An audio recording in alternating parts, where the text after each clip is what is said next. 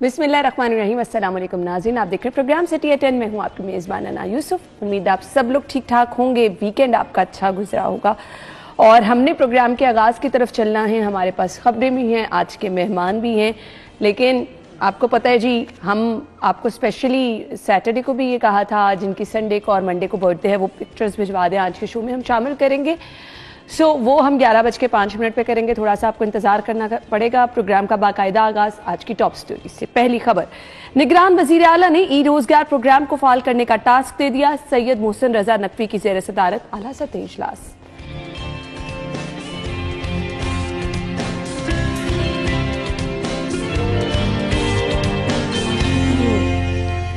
शहर में आटे का बहरान पैदा होने का खदशा। फ्लोर मिल्स आज से सुबह भर में हड़ताल करेंगी।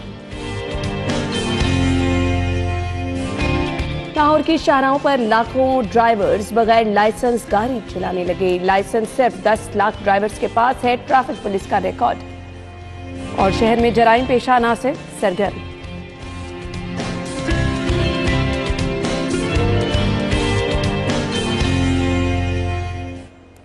खबरें आप जान चुके हैं। खबरों की डिटेल्स की तरफ हमने आना है और सबसे पहले हमने बढ़ना है जी आज की पहली खबर की तरफ। निगरान वजीर आला की ज़ेर सदारत आला सतह का इजलास हुआ। निगरान वजीर आला ने ई रोजगार प्रोग्राम को फाल करने का टास्क दे दिया। ये ई रोजगार प्रोग्राम है क्या, किस तरह से इससे नौजवानों को फायदा पहुंचेगा, इसके फाल होने से किस तरह से हमारे नौजवान फायदा उठा सकेंगे। हम प्रोग्राम के आगाज की तरफ बढ़ते हैं। हमारे साथ हमारे सीनियर रिपोर्टर्स मौजूद है। शाहिद सिप्रा, अली साई साहब ने ज्वाइन किया। अस्सलाम वालेकुम, क्या हाल चाल है आपके? बिल्कुल ठीक ठाक। अब है जी हमारी पहली खबर, ई रोजगार प्रोग्राम। सिप्रा साहब आपसे आगाज कर लेते हैं, क्या है ये प्रोग्राम, पहले इसके कुछ फीचर्स हमें बता दें। बिस्मिल्लाहिर्रहमानिर्रहीम। देखें, सबसे इम्पोर्टेंट मसला हमारे यहाँ क्या है कि लोग तालीम हासिल कर लेते हैं लेकिन उनको रोजगार नहीं मिलता। और जब भी बात होती है इलेक्शन में हो, आम तौर पे किसी सियासतदानों से बात की जाए तो यही होता है कि हमने हमारे बच्चे ने तालीम हासिल कर ली है लेकिन उसको रोजगार मुयस्सर नहीं, नौकरी मुयस्सर नहीं, मुलाजमत उनको नहीं मिल रही।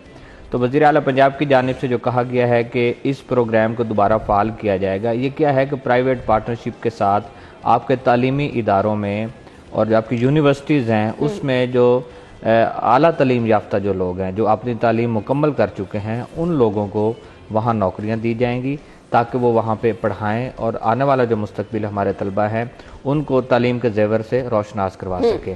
तो बेसिकली ये प्रोग्राम जो साबिक गवर्नमेंट है, जिस तरह मैंने कहा कि इंतखाबात में तालीम सेहत का नारा तो लगाया जाता है लेकिन उसको अमली तौर पर जो है वो उसका मुजाहिरा नहीं किया जाता।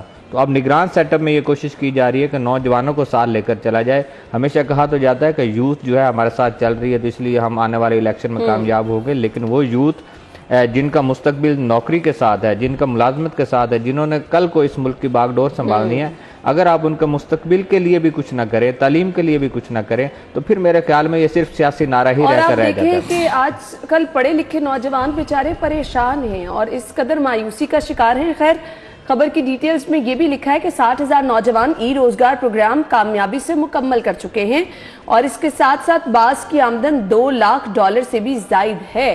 ये कितना अच्छा प्रोग्राम है और मैं तो चाहूंगी कि बहुत सारे नौजवान जो हैं इसकी तरफ जाएं, इससे फायदा उठाएं, क्योंकि जो आपके सामने मुल्की हालात है, नौजवान अगर पढ़े लिखे हैं तो उनको लाजमी इससे फायदा उठाना चाहिए।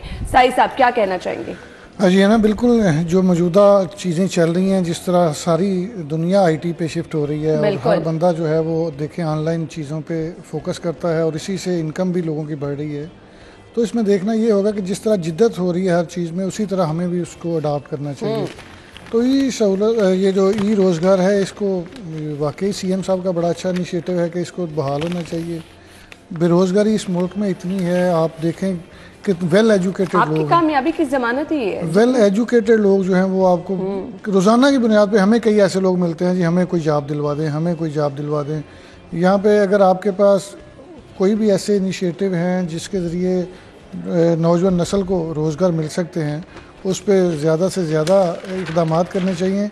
और चूँकि निगरान सेटअप में आप इस तरह के इनिशिएटिव नहीं ले सकते कि ख़ुद कोई प्रोग्राम लेके चल सके, तो जो चलते हुए प्रोग्राम है उनको अगर इसी तरह रन करें और बेहतर तरीके से इसका जो प्रॉपर लेके जाया जा सके और लोगों को इसको दोबारा इस पे लेके आएँ और इसको बेहतर तरीके से चलाएं, तो ये मामला बेहतर अच्छा, होंगे। मुझे अब ये लगता है आप लोग भी एग्री करेंगे शायद सिप्रा साहब, हमें स्टूडेंट्स के लिए आसानियां भी पैदा करनी है, बहुत ज्यादा स्टूडेंट्स को इसकी तशहीर भी करनी है ताकि उनको पता चले कि इसके फीचर्स क्या हैं, इसमें कैसे उनके लिए जो है वो अच्छी खासी रकम भी होगी, कितना टाइम उनको देना पड़ेगा, क्या क्या तरीकेकार है, आपको फ्रेंडली बनाना है ना। अब ये मोबाइल फोन आज किसके हाथ में नहीं है, ये तो हर बच्चे के हाथ में। इवन जब कोई माँ है उसने घर में कोई काम करना है तो वो भी मोबाइल अपने बच्चे को दे देती है, तो उस पर जो भी देखे, गेम खेले, जो भी करे। बात करने का मकसद ये है कि आप एक प्रोग्राम गवर्नमेंट अनाउंस करती है, उस पर बजट भी मुख्तस कर दिया जाता है, उसके सारे फीचर्स उसका सारा बना लिया जाता है कि ये प्लान किस तरह चलेगा, मंसूबा किस तरह पाया तकमील तक पहुंचेगा। लेकिन वो प्रोग्राम जो कि तख्ती लगाने से या कंक्रीट लगाने से सियासत की नजर हो जाती है, मैं वही कह रहा हूँ, वो कंक्रीट का शहर अगर आपको नजर आएगा तो वो तो उसको तो बड़ा जल्दी मुकम्मल किया जाएगा, क्योंकि उस पर उनका इफ्तिताही जो तकरीब होगी, एक तख्ती लग जाएगी और नहीं, फिर आपका वो होगा ना स्लोगन के इतने लाख हमने नौकरियां देनी है, फिर वो नौकरियां दें या ना दें वो तो अलग बात। वो एक स्लोगन था भी सही साहब, वो आज से 4-5 साल पहले जिसकी बुनियाद पे इलेक्शन लड़ा गया था, अब वो भूल गए, अब उसके बाद वो साजिश पे आया, अब साजिश से भी निकल रहे हैं, पता नहीं अब एंड कहाँ पे होगा ये तो आने वाला कल बता देगा। बात करने का मकसद ये है कि नौजवान नस्ल को आप वोट लेने के लिए तो उनको आप एंगेज करते हैं कि हम आपके लिए ये करेंगे और इस तरह के प्रोग्राम किए जाएंगे, लेकिन एक प्रोजेक्ट जिसको बनाया जाए जिस पर लोग डॉलर्स की सूरत में कमाई भी कर सकें, और क्या है देखें कमाई क्या करेगा, उसको तनख्वाह तो मिलेगी लेकिन जो उसकी सर्विसेज हैं वो तो आपके मुल्क के लिए है ना, कि जिस भी डिपार्टमेंट में वो अपने सर्विसेज देगा उसके लिए होगा। इसलिए अब जो मौजूदा हालात चल रहे हैं, ऐसे में अब जिससे बात करें उनकी यही कोशिश होती है कि हम पाकिस्तान के हालात इस वक्त ठीक नहीं है तो हमारी जो जमा पूंजी है वो लगाकर हम कहीं बैरून मुल्क चले जाएं। ये अब लोगों में रवैया जो है बदलता जा रहा है। लोगों को सेफ लगता है ना, उनको लगता है कि वो अच्छी पैसे कमा सकेंगे, यहाँ डबल ट्रिपल लोगों को मेहनत करनी पड़ती है फीडबैक तो इस तरह के जो प्रोजेक्ट्स हैं अगर यहाँ पे कामयाबी के साथ होंगे तो क्यों कोई परदेश में जाएगा, क्यों अपनी फैमिली या बच्चों को या अपने वालिदैन को छोड़कर जाएगा। देखें बहुत सारे लोग जो है वो सोशल मीडिया पे अपने अपने चैनल्स बना के काम कर रहे हैं, वो हो सकता है उनको ये जो इलेक्ट्रॉनिक मीडिया पे उस तरह जॉब ना मिल रही हो,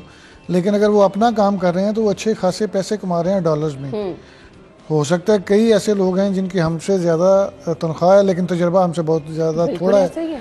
तो ये चीज़ें हैं कि अगर इस तरह के गैजेट्स को इस्तेमाल करके अगर आपको इनकम हासिल हो रही है तो ज़रूर इस पे फोकस करना चाहिए, और अगर निगरान सेटअप इस पे कर रहा है तो ये बड़ी खुशी। और मेरे ख्याल से आप लोग हमारे नौजवान जो तालीम याफ्ता है ज़रूर इस प्रोग्राम को देखें, इसको समझें और इससे फ़ायदा उठाने की कोशिश करें, क्योंकि ये तमाम प्रोग्राम्स आप लोगों के लिए हैं, आपको इससे फ़ायदा उठाना है और आपको ही आगे चल के मुल्क की भाग दौड़ संभालनी है। हम एक ब्रेक लेंगे, ब्रेक के बाद अगली खबरों की तरफ आएंगे। Stay with us.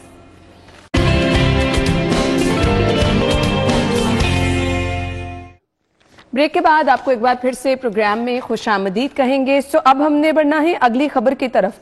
अगली खबर की तरफ बढ़ेंगे, लेकिन हालात ये हैं कि हर कोई परेशान है कि आगे होने क्या वाला है। बुनियादी ज़रूरत है रोटी। हम कोई ज़्यादा बात नहीं कर रहे, चिकन के रेट की तरफ तो मैं आऊँगी, आपको दालों के रेट, सब्जियों के रेट रोज़ाना की बुनियाद पर बताते ही हम हैं, लेकिन किसी गरीब ने 2 वक्त की रोटी तो खानी है, नाश्ते में भी रोटी खानी है और दोपहर को भी रोटी खानी है। अब जब हालात ये हो जाएंगे कि आपको ये कहा जाएगा आटा ही नहीं मिल रहा, सो गरीब ये सकत नहीं रखता कि वो ज्यादा जो है मिकदार में आटा खरीद के रख ले। कुछ लोग रोजाना की बुनियाद पर, कुछ लोग 2-3 दिन के लिए इकट्ठा ले आते हैं। अब फ्लोर मिल्स आज से जा रही हैं हड़ताल पर। शहर में आटे का बहरान पैदा होने का खदशा है। अब है या नहीं है ये तो एक अलहदा बात है, वो हम रिपोर्टर से पूछ लेंगे कि मार्केट की सूरत हाल क्या है। अब आपका जो माफिया है वो इससे जरूर फायदा उठा लेता है। वो फिर क्या करता है कि जी जिस आप स्टोर पे जाएंगे, जिस चक्की पे जाएंगे, वो आपको ज्यादा कीमत जो है वो वसूल करनी पड़ेगी। शायद सिप्रा साहब। अच्छा, इसमें 2 चीजें हैं, आपका महकमा खुराक इन्वॉल्व है और दूसरा फ्लोर मिल्स एसोसिएशन जो है। मैं बहुत अरसे से ये चीजें सुन रही हूँ, कोई इन तक पहुंच क्यों नहीं रहा? देखें, ये ऐसे लोग हैं जो आपके जो सिस्टम है उसमें बड़ा अहमियत के हामिल ये लोग होते हैं। फ्लोर मिल्स एसोसिएशन जो हैं और इनके जो लोग हैं जिनकी अपनी मिल्स हैं, अगर उनको सरकारी कोटा के मुताबिक गंदम मिलेगी वो आटा बनाएंगे और मार्केट में लाएंगे, और फिर जो गवर्नमेंट चाह रही होगी कि इस रेट के मुताबिक मिलना चाहिए उसके मुताबिक आपको मिलेगा। अब क्या है कि जब भी हमारे यहाँ, माजरत के साथ मैं बात कर रहा हूँ, जब भी हमारे यहाँ कोई मजहबी त्यौहार या कोई इस तरह का मामला आने लगता है तो हमारे यहाँ इस तरह की चीज़ें आती है। अब 1 महीने के बाद रमज़ान मुबारक आ रहा है और ऐसे में जब पता है कि आटे की ज़रूरत बढ़ेगी, आपकी दिग्गज जो अशाए खुरो-नोश हैं उनकी कीमतें जो हैं वो भी बढ़ेंगी, उनकी जो ज़रूरत है वो भी बढ़ेगी। ऐसे में दो जो आपके हैं, एक एसोसिएशन और महकमा खुराक, इनके दरमियान डेडलॉक है। अच्छा, एसोसिएशन के भी आगे ग्रुप्स हैं, कुछ महकमा खुराक के साथ खड़े हुए हैं, कुछ उनके अगेंस्ट खड़े हुए हैं। अब इस दरमियान में नुकसान किसको हो रहा है? आम जो सारिफ है, आम जो शहरी, जिस तरह आपने खुद जिक्र किया कि कुछ लोग जो हैं वो खुद अपना आटा खरीद लेते हैं महीने का, कुछ लोग जो हैं जो उजरत और रोज़ाना की जो नौकरी करने वाले लोग हैं वो अब रोज़ाना की बुनियाद पर भी खरीदते हैं, कोई वीकली जो है वो खरीद लेते हैं। अब खरीदना तो हर किसी ने है, रोटी बच्चों ने भी खानी है, बाकी लोगों ने भी खानी है, इसमें तो कोई दूसरी राय नहीं है। पीटीआई की तरह हम ये तो नहीं कह सकते कि 2 की बजाय 1 रोटी खा लें, ये तो होना नहीं है। रोटी तो खानी चाहे 2 व 3 की बजाय चले 2 वक्त में खा लें, लेकिन रोटी के बगैर गुजारा नहीं है। ऐसे में मेरे ख्याल में ये एसोसिएशन और महकमा खुराक को बजाय लड़ाई के जो उनके दरमियान डेडलॉक बरकरार है, इसको खत्म करना चाहिए। डायलॉग्स के जरिए, मज़ाकरात के जरिए बात करें तो शायद कोई हल निकल आएगा। तजावीज़ आप जितनी मर्जी दे दें, आपने जैसे खुद इशारा किया, आगे माह मुबारक आने वाला है, सहरी के टाइम पे सभी लोग जो है वो रोटी खाते ही हैं, रोटी पराठा जो भी आप लोग घरों में खाते हैं। साहिब साहब, ये तो हालात और ख़राब कर देंगे। नहीं ना, मसला ये है कि फ्लोर मिल्स जो है ना वो बाकायदा तौर पर एक माफिया है। उनके जब भी इंटरेस्ट को कोई छेड़ेगा, निगरान गवर्नमेंट उनको कुछ खींच रही थी, जो नए सेक्रेटरी आए हैं वो खुद मिल्स के विज़िट कर रहे थे, तो ये चीज़ें उनको बर्दाश्त नहीं, क्योंकि उन्होंने सरकार से जब गंदम लेनी है तो पाबंद हैं कि सरकार के रेट पर वो आटा सप्लाई करें। लेकिन मसला ये है कि जब ओपन मार्केट जो है उसमें आटा उसी रेट पे जब बेचेंगे तो उनको मुनाफा उस तरह नहीं होता। वो सारा आटा जो है वो यहाँ से चला जाता है अफगानिस्तान की तरफ, रूस की तरफ, और उसमें सारा का सारी आपकी मशीनरी मुलवस होती है, जिसकी वजह से जिस तरह गवर्नमेंट गंदम प्रोवाइड करती है ना फ्लोर मिल्स को, अगर उसी ईमानदारी के साथ आटा मार्केट में आए तो आपको यहाँ पे कभी खत्म ही ना हो। मैं कहती हूँ कभी सुना ही नहीं था कि कभी ऐसा कोई आपको कोई ऐसी किल्लत वाली चीज़ सामने ही ना आए। लेकिन होता ये है कि ये फ़र्ज़ करें आप एक मिल को 100 बोरी मिलती है तो उसने 400 थैला या 800 थैला मार्केट में सप्लाई करना है। वो कागजों में तो 800 थैला चला जाता है, लेकिन बुनियादी तौर पे उसमें 2 या 250 मार्केट भेजते हैं, बाकी 600 की या तो गंदम पीसते ही नहीं उसको भेज देते हैं, या वो आटा बना के तो उधर चला जाता है जहाँ पे यहाँ कहने को हम डबल। इसमें आप थोड़ा सा मैं बताता हूँ आपको, ये लास्ट टाइम जब क्राइसिस आया था आटे का, और जब ये आटा चक्की रोजाना कभी 10 रुपए कभी 15 रुपए और इस तरह बढ़ता गया, ऐसे में मुझे पता चला, अब लेस्को है, इस लेस्को से पता चलता है आपको बेसिकली कि कौन सी मिल कितनी देर ग्राइंडिंग कितनी करती है, कि कितने यूनिट जो है किसी मिल ने कंज्यूम किए। तो मुझे वहाँ लेस्को के लोगों ने ही बताया कि फ्लोर मिल्स के जो मालकान हैं उन्होंने कहा कि हमें 1-1 लाख यूनिट्स आप ओवर बिल्ड कर दें, आप जायज यूनिट डाल दें, जब बिल आएगा तो उनका जस्टिफाई होगा वो पेपर, ग्राइंडिंग हमने की है, हमने मिल चलाई है, हमने आटा बनाया है। तो मुझे बताएं तो आपने इस तरह के जो लोग, शिप्रा साहब आपने वो भी देखा होगा कि उन दिनों में जो सब्ज थैले थे उनको कन्वर्ट किया जाता था वाइट थैलों में। उसकी वजह सिर्फ ये है कि सब्ज थैले जो हैं वो सब्सिडाइज हैं, उसमें रेट प्रॉपर जो गवर्नमेंट कह रही होती है, लेकिन जब दूसरे थैलों में मुंतकिल करते हैं तो वो कहते हैं हमने अपनी प्राइवेट गंदम खरीदी थी, उसकी पिसाई किया, उसको हम जिस मर्जी रेट पे बेचें। और आप देखें कि गवर्नमेंट का थैला जो है वो आपको तमाम दुकानों पे एक रेट पे नजर आएगा, लेकिन जो सफ़ेद थैले में आटा होगा उसका मिल का अपना रेट होगा, हालांकि उसी गंदम की पिसाई की होती है। और इसमें जो सबसे ज़्यादा ख़राबी की होती है कि गंदम की पिसाई में जो इंग्रेडिएंट्स निकाल लिए जाते हैं उसका आटे के पल्ले ही कुछ नहीं रहता। आप सूजी निकाल लेते हैं, मैदा निकाल लेते हैं, आप उसमें से फाइन आटा निकाल लेते हैं, यानी आपको जो इन दी एंड महंगी चीज मिलेगी भी वो भी सब स्टैंडर्ड मिलेगी और आवाम के लिए जो है वो बेहतरी कहीं पे। तो आप ये मिल मालकान ब्लैकमेल कर रहे हैं गवर्नमेंट को, हम इसको माफिया कह के बरी उज़मा हो जाते हैं कि जी अब ये माफिया है तो इसके आगे तो सारे घुटने टेक दें, अब आपको मजबूरी को महंगा आटा भी खरीदा जैसे मर्जी आप गुजारा करें करना पड़ेगा, लेकिन इस माफिया तक हाथ डालने अब बहुत जरूरी हो गए। ब्रेक के बाद कुछ ड्राइविंग लाइसेंस की सूरत हाल डिस्कस करनी है। लोगों का कहना ये है, क्योंकि एक बड़ी तादाद उन लोगों की है, ड्राइवर्स की है जिनके पास ड्राइविंग लाइसेंस ही नहीं, अहमियत इसकी क्या है, कितना ज़रूरी है, साथ ही साथ जो लोगों के मसाइल हैं, क्योंकि हमें बहुत सारे लोग रिक्वेस्ट करते हैं कि प्लीज़ हमने ड्राइविंग लाइसेंस बनवाना है, तो इसको आसान कैसे बनाया जा सकता है, इस पर भी हम आएंगे। ब्रेक के बाद ज्वाइन करेंगे, stay with us. Welcome back. एक बार फिर से खुशामदीद कहेंगे। कुछ दिन पहले हमारे साथ CTO साहब मेहमान भी थे जिन्होंने कहा कि ड्राइविंग लाइसेंस आसान बनाया जाएगा। बावजूद इसके बहुत सारे लोग ड्राइविंग लाइसेंस बनवाने की वजह से परेशान नजर आते हैं। अब जो सिटी ट्रैफिक पुलिस का रिकॉर्ड है उसके मुताबिक 10 लाख ड्राइवर्स ऐसे हैं जिनके पास ड्राइविंग लाइसेंस ही मौजूद नहीं है। साई साहब, पहले ये बता दीजिए ड्राइविंग लाइसेंस की अहमियत क्या है, जिसके पास नहीं होगा क्या कानूनी सजा है? आना ये देखें कि सबसे अहम बात यह है कि 72 लाख गाड़ियां ये कोड कर रहे हैं। मेरा ख्याल है इससे ज़्यादा है, क्योंकि मैं एक्साइज की बीट करता हूं तो इससे कहीं ज़्यादा है। और बाइकर तो आपको पता है हर साल तकरीबन 18 से 20 लाख रजिस्टर्ड होते हैं। तो अहम बात यह है कि लाइसेंस जो है, शायद अब मोटरसाइकिलें गाड़ियां महंगी होनी शुरू हुई है, रजिस्टर्ड होने की तादाद कुछ कम हुई। पिछले साल कम हुई है। रजिस्ट्रेशन जो है वो काफ़ी तकरीबन 30% कमी आई है उसमें। लेकिन अहम बात जो आप कर रही हैं कि लाइसेंस का क्या फ़ायदा है। लाइसेंस आपके पास एक टिकट है। कोई बंदा भी जब सफ़र कर रहा होता है तो किसी का दिल नहीं करता कि हादसा हो या किसी के साथ टक्कर हो या कोई इस तरह। लेकिन अगर आपके पास लाइसेंस है तो आप कानूनी तौर पे बिल्कुल किसी सजा के मुस्तहिक नहीं होते, क्योंकि ये हादसा इत्तफाकी तौर पे होता है और इत्तफाकी किसी की गलती से हो जाता है। गलतियां होती हैं, लेकिन कोई बंदा जानबूझ के नहीं कर रहा होता। तो अगर आपके पास लाइसेंस नहीं है तो फिर आपको सख्त सजा मिलेगी। फिर उसमें तो आप बाकायदा तौर पे पुलिस आपको उसमें मुकम्मल ट्रायल होगा और उसके बाद आपको सजाएं भी होंगी। तो लाइसेंस का एक शहरियों को फायदा ये है। लाइसेंस बनाने का अमल क्या बहुत मुश्किल है जो इतने सारे लोगों के पास ना, ये दो चीज़ें हैं कि अभी निगरान वज़ीर आला साहब की जानिब से जब पहला इस पे इजलास बुलाया गया तो उन्होंने सबसे अहम बात ये की कि लाहौर में जो लाइसेंस बनाने वाले सेंटर्स थे उनका एक तो टाइमिंग बढ़ा दी, दूसरा लिबर्टी जो है उसमें 20 फरवरी से वो 24/7 यानी जब मर्जी आप जाएं आप लाइसेंस यानी अब हम जैसे लोग जो कहते हैं कि जी हम ऑफिस से अगर 3, 4, 5 बजे, बहुत सारे हमारे कलीग यहाँ 7, 8 बजे तक होते हैं, तो उनके पास ये भी फैसिलिटी होगी लेट नाइट। पूरे पंजाब में जो बड़े शहर हैं वहाँ पे भी 2 शिफ्टों में लाइसेंस बनते हैं। पहले तो सुबह तकरीबन सुबह से शुरू होकर 2-3 बजे तक था, तो अब वो रात तक 10 बजे तक वो सेंटर्स खुले रहेंगे। अगर अदादोशुमार की बात की जाए तो पिछले साल लाहौर में जो फिगर्स बता रहे हैं कि 3 लाख से ज़ायद 3,30,000 लर्नर बने और उसमें जो लोगों ने ड्राइविंग टेस्ट पास किया वो 30,000 के करीब थे। पंजाब की बात की जाए तो वहाँ पे तकरीबन 6 लाख कुछ हज़ार थे और 1,55,000 के करीब ड्राइविंग लाइसेंस इशू हुए हैं। ये देखें कितनी थोड़ी कन्वर्जन है कि लोग टेस्ट में पास नहीं होते। अगर टेस्ट में कई लोग ये होता है कि वहाँ पर लाइनें लंबी लगी होती हैं। यहाँ पे 4-5 सेंटर्स हैं, वहाँ पे रोज़ाना की बुनियाद पे अगर सैकड़ों लोग जाते हैं तो एक बंदे पे भी मिनिमम जो 10 से 15 मिनट लग जाते हैं गाड़ी लेके चलाना, फिर उसके बाद एक कंप्यूटराइज्ड टेस्ट है, वो सारे जो साइंस हैं उसको देखना।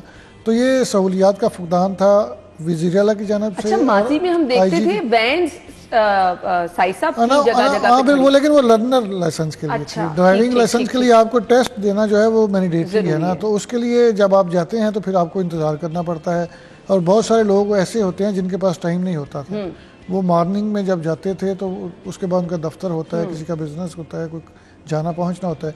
तो ये सारी चीज़ों को मद्देनजर रखते हुए पाकिस्तानी कौम के पास वैसे भी टाइम नहीं होता, बहुत कम टाइम है। अच्छा काम करने के लिए टाइम नहीं होता, वो रोड पे जा रहे हैं तो उनको कोई वो तामुल नहीं है उनका। तो निगरान वज़ीर आला की हर बंदे को जब डायरेक्शन आई हैं तो CTO की जानिब से पूरे शहर में एक तो सेंटर्स बढ़ा दिए गए हैं। IG पंजाब की जानिब से इस चीज़ को नोटिस लिया गया है और तमाम जो पंजाब भर में ये ड्राइविंग लाइसेंस के लिए जो टेस्टिंग सेंटर्स हैं वो बढ़ा दिए गए। इसका फ़ायदा ये होगा कि जो लोग लर्नर लाइसेंस बनवा रहे हैं उनका मतलब ये बता दें किसी सिफारिश की जरूरत होती है? जो लोग कहते हैं कि जी हम तो जाते हैं हमें वापस भेज दिया जाता है, वो क्या वजह है? ना देखें, असल बात ये है कि हमारा कल्चर ही ऐसा है। अगर आपको जाके ड्राइविंग, अब तो ये है कि सारा कंप्यूटराइज्ड है, गाड़ी में भी कैमरे लगे हैं, ऊपर भी मॉनिटरिंग हो रही है, पीछे बाकायदा तौर पर एक वो बना हुआ है कंट्रोल रूम जहाँ पे पूरे पंजाब के जो टेस्टिंग सेंटर्स हैं उनकी मॉनिटरिंग भी हो रही है।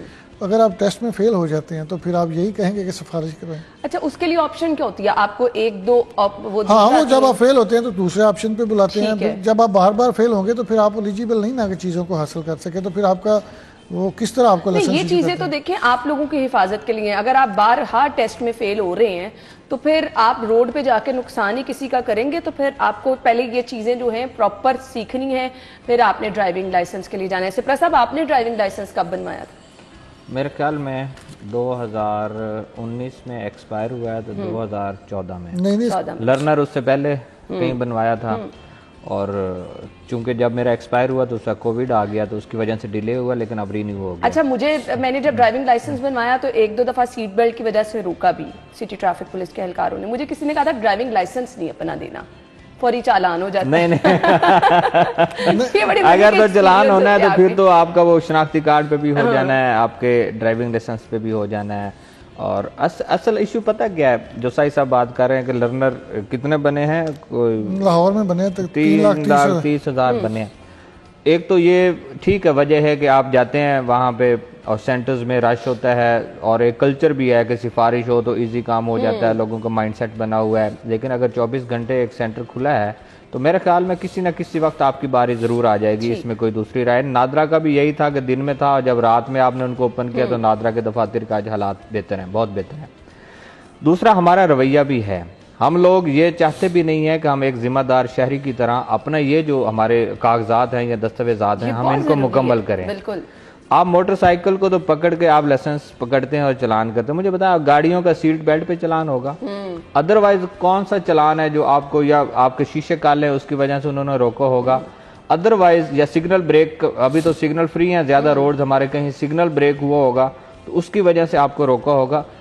लाइसेंस की वजह से कभी उन्होंने कहा कि आपको रोका है और उसकी वजह से आप नहीं आप गाड़ी 2000 का चलान है, वो तो कोर्ट ऑर्डर है ना साईं साहब, आप कह रहे हैं तो सही ना, आप ये तो आप अना वाली बात जो है, अब ये आप साईं साहब इस तरह नहीं, एक बात सुनिए, आप मुझे बात करने थे, मैंने टाइम दिया, अब साईं साहब मुझे दे, आप नहीं कर लें बात, मैं बाद में कर लेता हूँ। अना जिस तरह आप ये बात कर रही थी कि लाइसेंस नहीं देना, अब हमारा रवैया इस तरह सिपरा साहब बात पे नाराज हो जाते हैं।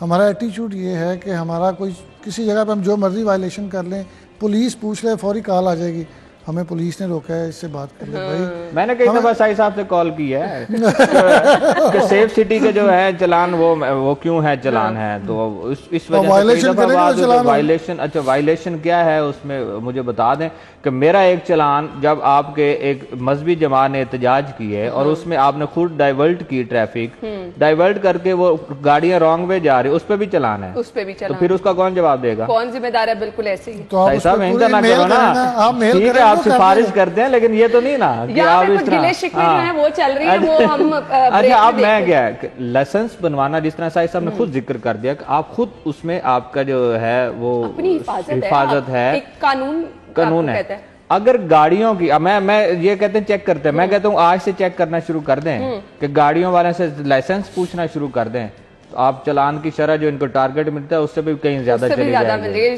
आप ऐसे मशवरे ना दें, मैं ब्रेक पे जा रही हूँ, ब्रेक के बाद आपको ज्वाइन करती हूँ। Welcome back. अवाम है परेशान, शहर में जराइम पेशा अनासिर से हादरा टाउन में लासानी करियाना स्टोर पर डकैती की वारदात हुई। ये जो रिपोर्ट हो जाती है वारदातें हम आप तक पहुंचा देते हैं। साई साहब आजकल मुझे डॉल्फिन के एहलकार जगह जगह चेकिंग लेते लोगों की नजर आते हैं, और हमारे अपने ही एरिया, अगर मैं इकबाल टाउन की बात कर लूँ, सब्जाजार की बात कर लूँ, जगह जगह वो लगा के ना हर्डल्स, तो लोगों को चेक भी कर रहे हैं। उसके बावजूद अगर ये हालात हैं शहर में तो फिर कौन जिम्मेदार है? ना पहले पुलिस अफसरान जो थे वो कहते थे आबादी बढ़ रही है इसलिए वारदातें बढ़ रही है, अब उनको पूछे वो कहते हैं महंगाई हो गई है इसलिए वारदातें बढ़ रही है।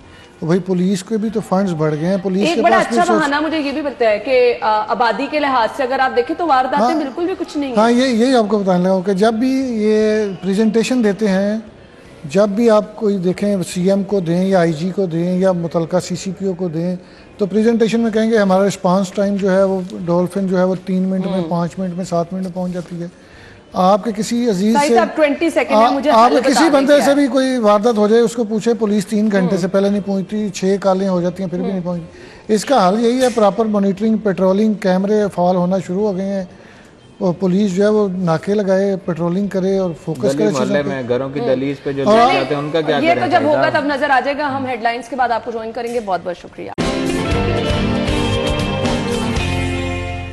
Welcome back. एक बार फिर से आपको शो में खुश आमदीद कहेंगे। जिनकी बर्थडे है उनको हमने विश करना है, और बर्थडे आज किसकी है जी? इससे पहले जिनकी कल बर्थडे है, नंबर इस वक्त आपकी स्क्रीन पे है, हमें पिक्चर्स भेज दें, इंशाल्लाह कल प्रोग्राम का हिस्सा बनाएंगे। आज बर्थडे है अली अब्बास की, मोहम्मद अहमद मुश्तबा की, और हरम की बर्थडे है। मोहम्मद अहमद हैं, मोहम्मद अहमद अजीम, और इसके बाद जी मुइज सलीम की भी बर्थडे है, और इसके बाद जी बर्थडे है हम्माद अजीम की। आप लोगों को सालगिरह की बहुत बहुत मुबारकबाद। अभी एक और लिस्ट पड़ी है, उसको भी हम शेयर आपके साथ जरूर करेंगे, लेकिन अभी हमने आपको बताना है आज के मौसम की सूरत हाल टुडेज वेदर में।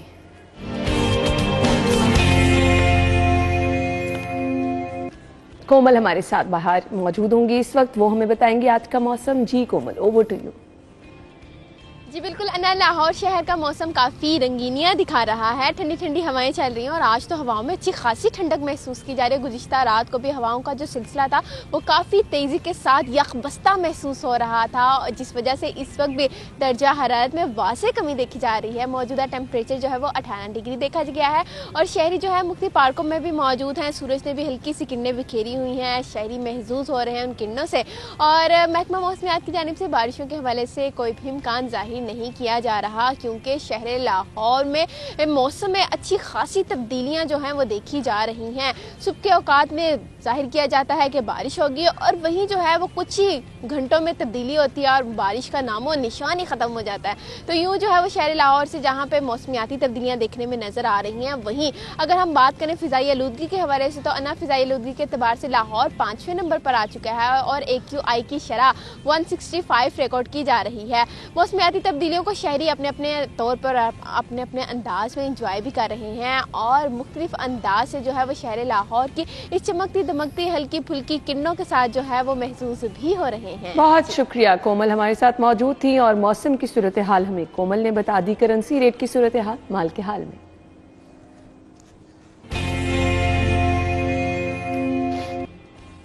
अच्छा जी, आज की रेट लिस्ट डिफरेंट करेंसी के रेट आज के क्या हैं आपके साथ शेयर कर लेते हैं।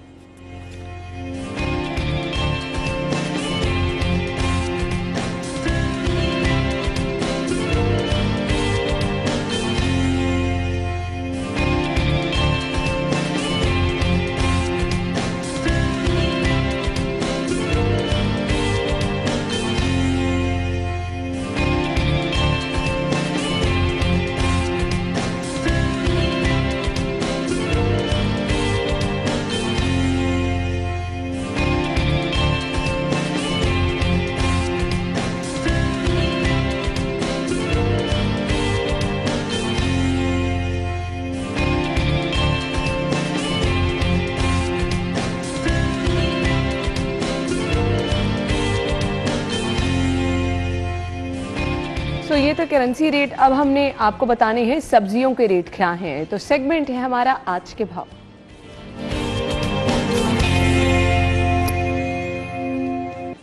हमने आपको लेके चल रहे हैं ओपन मार्केट में आज की रेट लिस्ट। मुख्तलिफ सब्जियां किस कीमत पर मिल रही हैं ये हमें बता रहे हैं हमारे रिपोर्टर इस वक्त मार्केट में मौजूद है साजिद, उनकी तरफ चलेंगे। Over to you.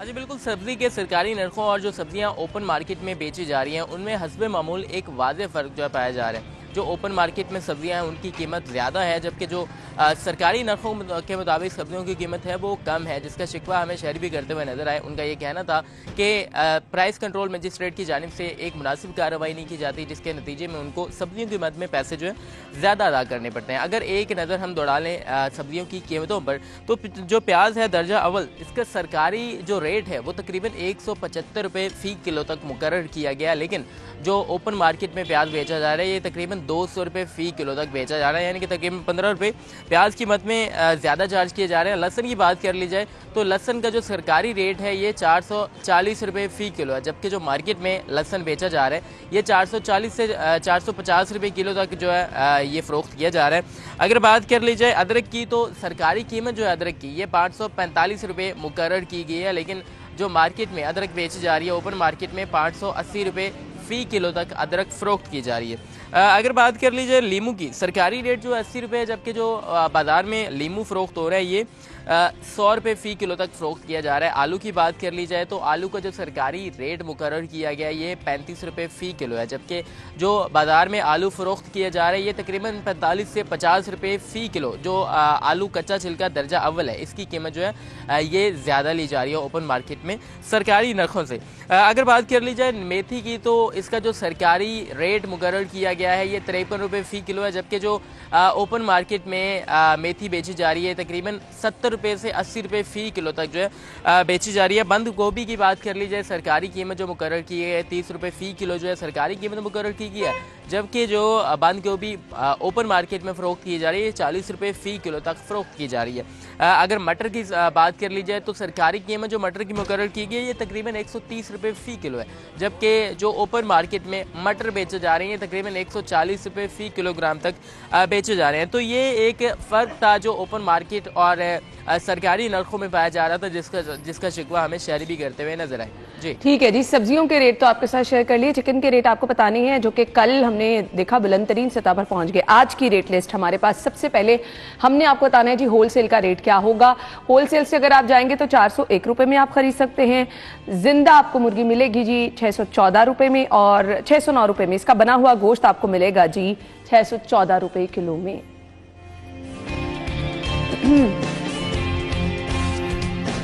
तो इसके बाद हमने आपको बताने हैं जी एग रेट क्या है। सबसे पहले रिटेल प्राइस है जी 264 रुपए दर्जन, आप अंडों की खरीदारी कर सकते हैं। चिकन के रेट कल बढ़े और हमने देखा अंडों के रेट कम हुए हैं, अब ये मंतक थोड़ी सी समझने वाली है।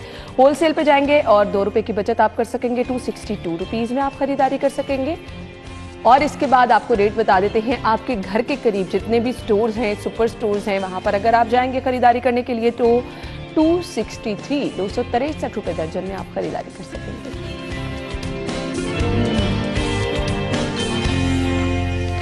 तो इसके बाद हमने आपको बताना है आप बचत कैसे कर सकते हैं। सेगमेंट है बचत बाजार।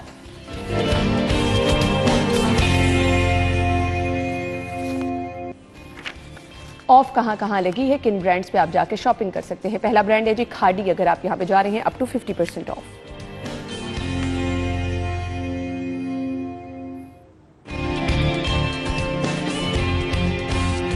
The next one is Cross Cultures, up to 70% off.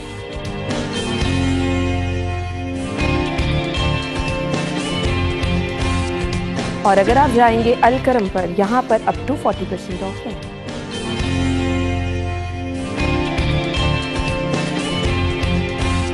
हैंगटन पे अगर आप जाएंगे अप टू 70% ऑफ।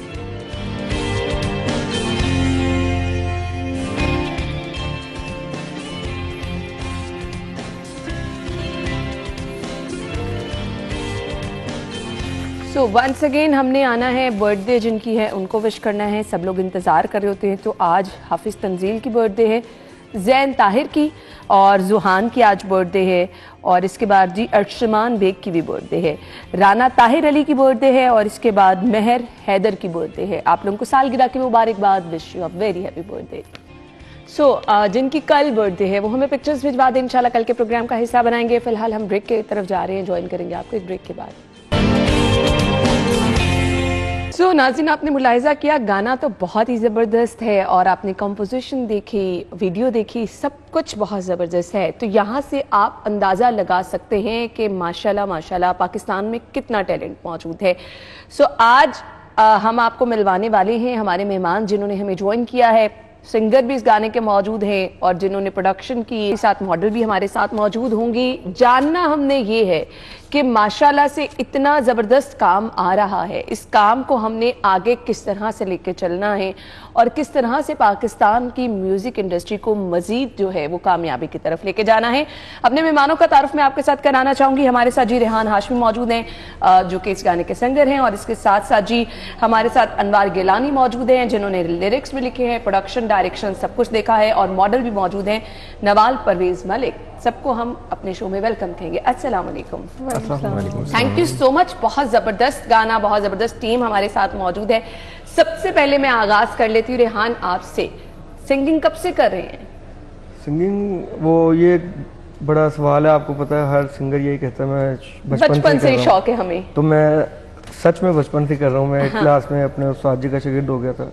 क्लासिकल सीखने का मुझे शौक था, तो फिर मैंने क्लासिकल सीखा, फिर मैंने एमए म्यूजिक किया, फिर काफ़ी प्रोजेक्ट्स करता रहा, तो म्यूजिक का शौक था। म्यूजिक का शौक, फिर आपका जब वो शौक आपको सामने नजर आना शुरू हुआ तो मैं पूछूंगी कैसा महसूस हुआ, लेकिन नवाल की तरफ हम चलेंगे। नवाल, मुझे ये बताइएगा आप कब से इस फील्ड में हैं और कैसे शौक आया? अच्छा, this is my first project. हाँ, दैट्स ग्रेट। क्योंकि मैंने कभी भी ऐसा कोई काम मॉडलिंग वगैरह कभी भी नहीं की हुई पहले भी, और क्योंकि मैं स्टूडेंट हूं। प्लान था कि एक्सीडेंटल था कि ऑफर आई तो आपने कहा कि चले स्टार्ट करें? अच्छा, प्लान तो मतलब दिमाग में तो बंदे को होती है कि भाई हर एक्ट्रेस की जगह अपने आप को आप देख रहे होते हैं कि अच्छा ये तो मैं हूँ, लेकिन ये है कि ये बड़ा एक्सीडेंटली शायद हुआ कि उन्होंने पूछा, डायरेक्टर साहब जो है मेहरोज जमीन, उन्होंने पूछा कि आप करना चाह रहे हैं, तो मैंने कहा कि हाँ कर लेते हैं, और फिर कर लिया। यानी कहीं ना कहीं आपके अंदर भी बचपन से वो एक्टिंग वाला कीड़ा मौजूद था, आपने कहा चलो आप उसको यूटिलाइज कर ले, टाइम आ गया, कह सकते हैं। सही। हम अनवार साहब की तरफ चलेंगे, अनवार गिलानी। और अनवार की पहले मुझे बता दें क्या है, ये थोड़ा सा वो दीवानगी भी लगता है और कुछ कुछ आवारगी भी है इसमें। भी लगता है जी, बस यही वजह है कि शायरों का वतीरा रहा सदियों से कि वो एक तखल्लुस रखा करते थे, एक पेन नेम हुआ करता था। तो मुझे लगा कि कुछ जब मैंने अपने नाम के आखिरी चंद हर्फ हटाए तो मुझे लगा कि ये एक म्यूजिकल साउंड दे रहा है, तो मुझे उसी पे वो इश्क नहीं वो गाली है। मतलब क्या सोच रहे थे जो आपने ये सब लिख डाला? ये लिखने के बाद मैंने कुछ दिन सब्र किया और रेहान हाशमी साहब को मैंने यूरिका का मैसेज किया था कि, और फिर मुझे समझाना पड़ा कि यूरिका बेसिकली क्यों इस्तेमाल किया जाता है। मैंने कहा जब आप कोई बहुत बड़ी दरियाफ्त कर लेते हैं तो फिर उसके बाद ये होता है, तो कोई मार्का सरंजाम दे लेते हैं अपने तई। तो वही है कि लाइंस ने मुझे खुद हैरान किया और मुझे डाइजेस्ट करने में उसको वक्त लगा। लेकिन होता ये है कि मेरी हमेशा से ही ये कोशिश रही कि जो भी आप बात कर रहे हैं तो आपके पास कहने के लिए कुछ होना चाहिए, यानी कि सिर्फ एक शॉकिंग फैक्टर जो है वो ख़ास तौर पे मौसीकी में, शायरी में, स्टोरी टेलिंग मेरे नज़दीक जो है वो सबसे अहमियत की हामिल होती है कि जो है ना, चाहे वो म्यूज़िक है, क्योंकि मैं स्क्रीन राइटर भी हूँ, ड्रामा राइटिंग से मेरा जो है पुराना ताल्लुक़ है, और कहानियाँ तो खैर बचपन से ही मुझे इंस्पायर करती आई, और शायरी में मुज़फ़्फ़र वारसी साहिब से मैंने बाकायदा तालीम ली शायरी की, और आजकल तो ये भी ट्रेंड जो है ना होने के बराबर होगा कि कोई शायरी सीखे। बिल्कुल। तो इसलिए मेरे नज़दीक स्टोरी टेलिंग जो है वो किसी भी आर्ट फॉर्म का वो बुनियादी जुज़्व होना चाहिए। वो आपका सामने वाले का इंटरेस्ट ही तब डेवलप होता है ना जब आप उसको स्टोरी की फॉर्म में, और खुद ब खुद अगला बंदा जो है वो वेट कर रहा हो कि अब क्या होने वाला है, अब आगे क्या होगा। हमें इस गाने में भी वो सब चीजें नजर आ रही हैं। रेहान का इंतखाब आपने किया, क्यों आपको लगा कि आपकी इस स्टोरी के लिए रेहान जो है वो बेस्ट सिंगर हो सकते हैं? जी, मैंने इनसे यही कहा था कि आपकी आवाज़ जो है वो मुझे इंस्पायर करती है लिखने के लिए। तो और ये एक बहुत बड़ा वस्फ है कि इनकी जो अदायगी है, जो इनकी कंपोजिशन है, जो इनका ज़ौक़ है, उसको सुन के ऐसा भी लगता है कि आप कुछ नया सुन रहे हैं, लेकिन साथ ही साथ ये भी गुमान गुजरता है कि जैसे हम ये सदियों से सुनते चले आ रहे हैं। तो ये मैं समझता हूँ कि मौसीकी का सबसे बड़ा वस्फ होता है कि वो आपको जानी पहचानी भी लगे, और ये है कि उसमें आप उंगली रख के ये ना कह सकें कि ये वो वाली चीज़ है, ये वो वाली फीलिंग है, और आपको अंदर वो महसूस भी हो और वो टच भी करे, छू जाए। और रेहान, आप मुझे बताएं, जब आपके सामने एक शायरी आती है कैसे उसको प्रिपेयर करते हैं? कितनी बड़ी रिस्पॉन्सिबिलिटी एक सिंगर के सर पे होती है? क्योंकि हमारे सामने जो पिक्चर आती है ना वो सब कुछ रेडी आता है और हम कहते हैं ये तो बड़ा आसान काम है। अच्छा, आपको पता है कि आजकल बड़ा कमर्शियल दौर हो गया है इंडस्ट्री में, म्यूजिक को लेके, सॉन्ग्स को लेके। जब मुझे ये 2 लाइनें नजर आई ना, वो इश्क नहीं वो गाली है, तो ये कोई रात को कोई 1 बजे का टाइम था, ये मेरे पास मैसेज आता है अनवार भाई की तरफ से। उस दिन से मैं इनको अनवार भाई कहना छोड़ दिया, मैं इनको मुर्शद कहने लग गया। और ये गाना मेरे माइंड में आया, फिर मैंने सोचा यार मैं क्या करूं। फिर मैंने इरफान सलीम भाई हैं, मेरे सीनियर हैं, उन्होंने कहा वो बहुत अच्छे कंपोज़र हैं। फिर मैंने उनको कहा, मैंने कहा सर आप इसको देखें, इसको किस फील में देखेंगे आप, ज़रा वो इश्क नहीं वो गालियाँ फील आनी चाहिए। तो उन्होंने देखा, उन्होंने फिर कंपोजिशन की इसकी, तो फिर मतलब एक अच्छा एक्सपीरियंस रहता है। मैं खुद भी कंपोजिशन बनाता हूँ, लेकिन एक होता है ना, आप कहते हैं कि यार ये बड़ी अच्छी लाइन है, अगर मैं किसी और की भी कंपोजिशन गा के देखूँ। तो ये इन लिरिक्स को लेकर मैं बड़ा एक्साइटेड था, बड़ा खुश था कि यार ये नई चीज़ मिली है। यानी नया काम करके आप भी खुश होते हैं। सो नवाज, मैं आपसे जानना चाहूँगी, जैसे कि हमने ये हमारे तमाम मेहमान ये इस चीज़ को अग्री करें कि जब तक फील ना हो, आपके अंदर मुझे वो फील नज़र आ रही है। फर्स्ट आपका एक्सपीरियंस था और इतना ज़बरदस्त कैसे कर लिया? क्या कोई स्कूल, कॉलेज, यूनिवर्सिटी में आप ड्रामा वगैरह में पार्टिसिपेट करती थी? नहीं, इसका मुझे लगता है क्रेडिट जाता है जो डायरेक्टर हैं मेहरोज़ ज़मीन के। मतलब उन्होंने थोड़ा बहुत बर्दाश्त भी किया है मुझे कि ना, मतलब कि 5-6 बार आ रही हूँ, मतलब मैं थोड़ी बहुत गलती करूँ क्योंकि कैमरे में देख रही हूँ, क्योंकि आइडिया ही नहीं है कि किस तरह से होते हैं शूट्स वगैरह। तो उन्होंने बहुत अच्छे तरीके से गाइड किया, जिस वजह से मुझे लगता है कि वो काफ़ी बेहतर निकल गई। यानी आप क्रेडिट अपनी टीम को भी दे रही हैं कि उनकी वजह से अच्छा काम कर लिया। सो अनवार, मैं आपसे ये जानना चाहूँगी, शायरी पे अभी हमें बहुत काम करने की ज़रूरत है। हमारी नौजवान नस्ल जो है वो आजकल आप जो शायरी देख रहे हैं या जो सिंगिंग देख रहे हैं, वो वो स्टोरी टेलिंग जिसकी आपने बात की, उसकी बहुत कमी है, क्योंकि सोशल मीडिया पे हम चाहते हैं आज चीज़ आई है तो आज वो हिट होकर वो चली जाए। कितना काम करने की ज़रूरत है इस फील्ड में, और कुछ आप गुड सिखाइए ना, किस तरह से हमारे जो नौआमूज़ शायर हैं उनको काम करना है। हाँ, देखिए, गीत निगारी का कोई इंस्टीट्यूशन नहीं है राइटिंग की तरह से। ये ऐसे शोबे हैं कि जो इसीलिए जो है उर्दू ज़बान पे इतना ये वक्त आया है।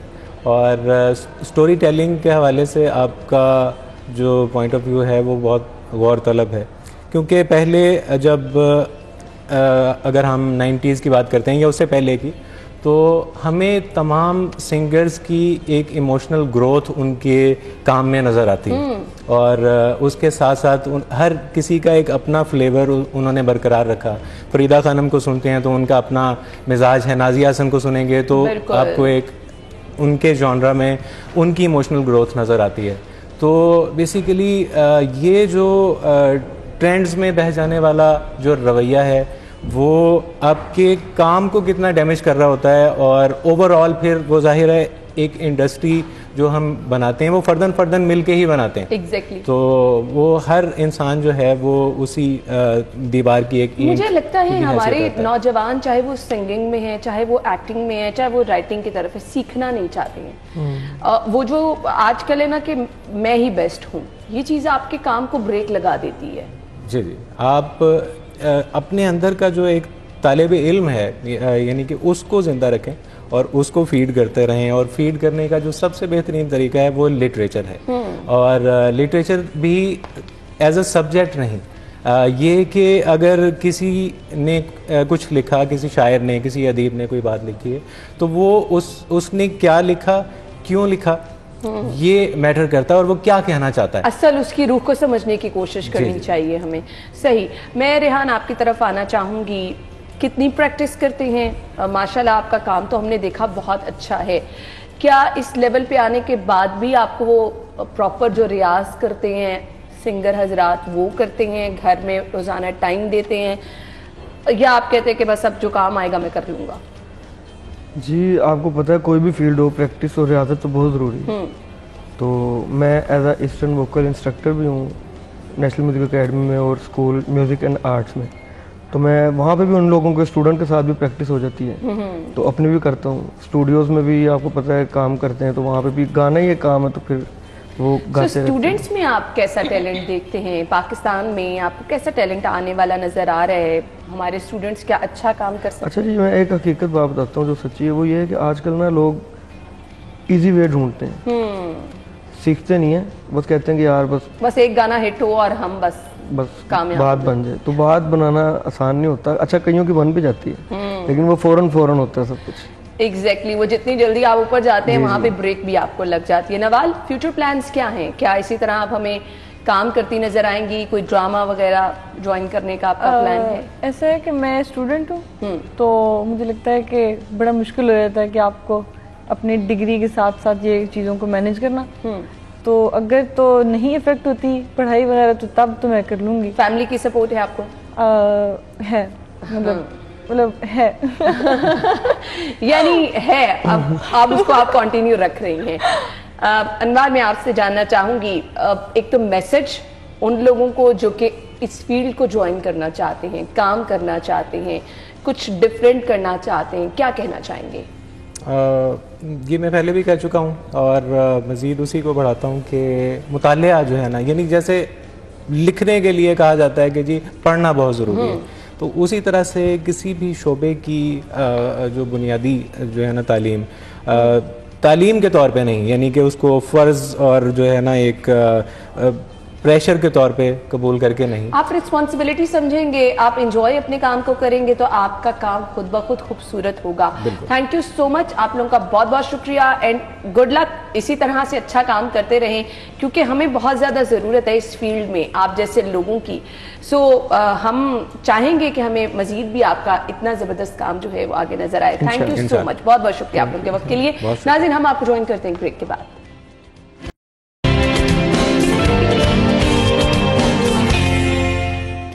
Welcome back. और प्रोग्राम के इस हिस्से में हमने सेगमेंट शामिल करना है टुडेज हेल्दी टिप।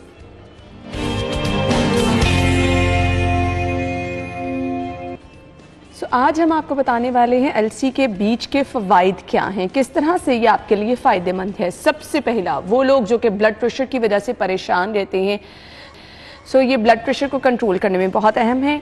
जिनको वज़न कम करने का शौक़ है, ये बीज वज़न कम करने के लिए भी मुफीद है। कोलेस्ट्रॉल लेवल को आपके बहुत ज़्यादा मैनेज रखता है। सेकेंडली, कैंसर के ख़तरात को कम करता है, ग़िज़ाई अज्जा से भरपूर है।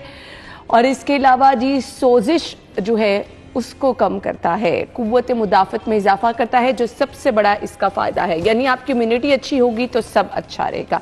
ये इसके फ़वाइद हैं, ज़रूर इस्तेमाल कीजिए और इसका फ़ीडबैक हम तक का। इसके साथ ही नाज़रीन अपना बहुत सारा ख्याल रखिएगा। हमारी और आपकी मुलाकात हुई कल सेम टाइम पर, तब तक के लिए इजाज़त दीजिए। अल्लाह हाफ़िज़।